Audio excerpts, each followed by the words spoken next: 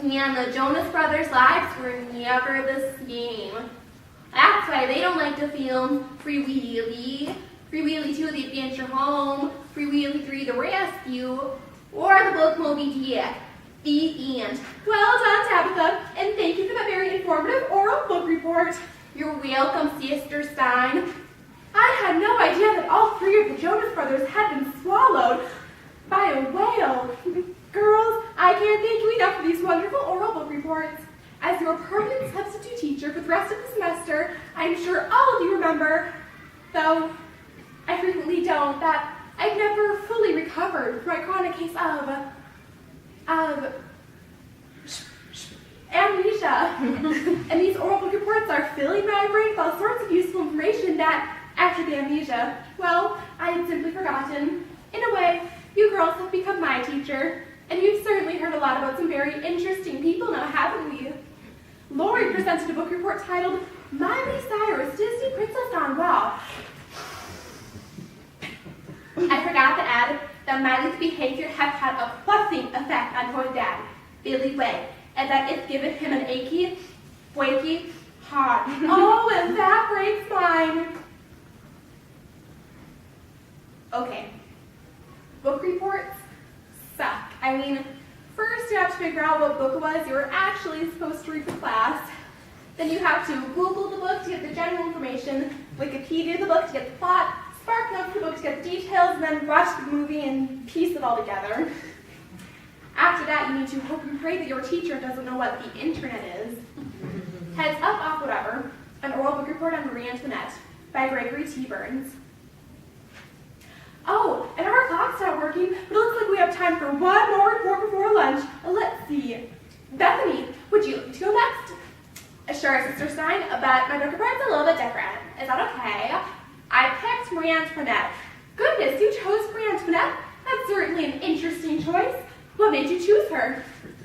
So, you know how our other teacher showed us that beheading video on the internet? The one that happened overseas? Well, the other girls tonight have been able to stop talking about it. About the nightmares, that is. We all get them now. Nightly. So I thought maybe if I did a report about Marie Antoinette, the bad dreams would stop. Girls, is that true about the nightmares? I want you to raise your hand if you've ever had a nightmare after watching that horrible, horrible video. Oh my. Oh, bless your souls. Jennifer, why isn't your hand raised? I thought it was cool. Okay, girls, well, I think I need to clear up what might be an untrue rumor about Mr. Clump. And what is our rule about spreading rumors here? Anybody? Ooh, you can't spread a rumor unless it's true. That's right, girls. So, I think it's only fair for me to tell all of you that Mr. Clump wasn't fired or arrested for showing you that gruesome piece of video. Mr. Clump was simply put on an administrative leave barring an internal investigation. There. Now that we've cleared up that little misunderstanding, Bethany, you may begin. Okay. Maria Joanna of Habsburg Lorraine was born on May 22nd, 1755, and she was born a princess. Oh, Bethany, was she a princess like Cinderella or Miley Cyrus from Disney? Did she go totally wild too? No, Marie Antoinette wasn't a princess like Cinderella because they didn't have glass slippers back then. But she did like shoes. She had hundreds of pairs. So did her brother. I think his name was Donnie.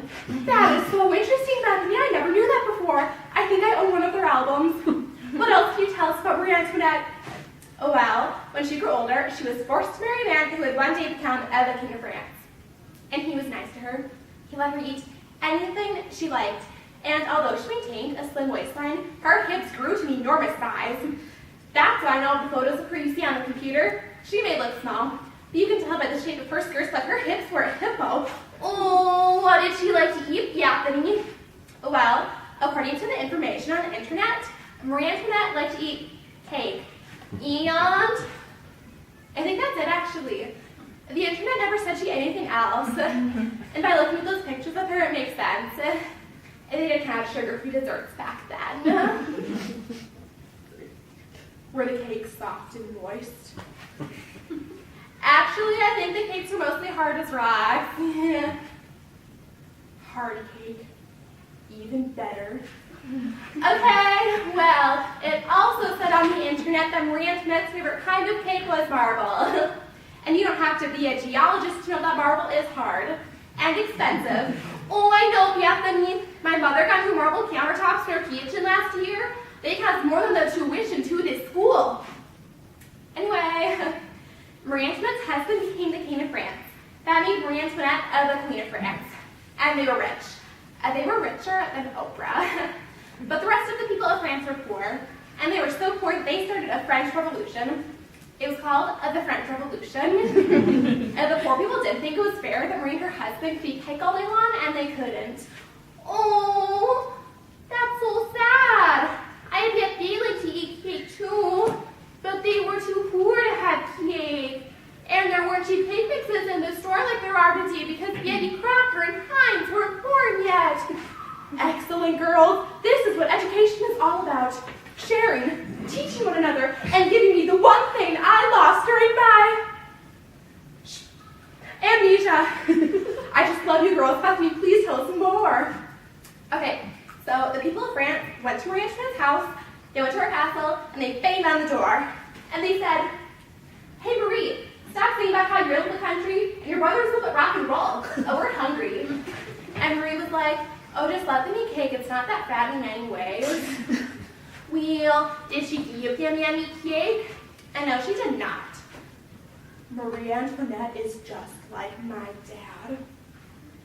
Every day he tells me that if I eat all of my vegetables, I can have a scrumptious dessert. So I eat all of my vegetables. And what does he give me? Jell-O. Sugar-free Jell-O. But I don't want Jell-O.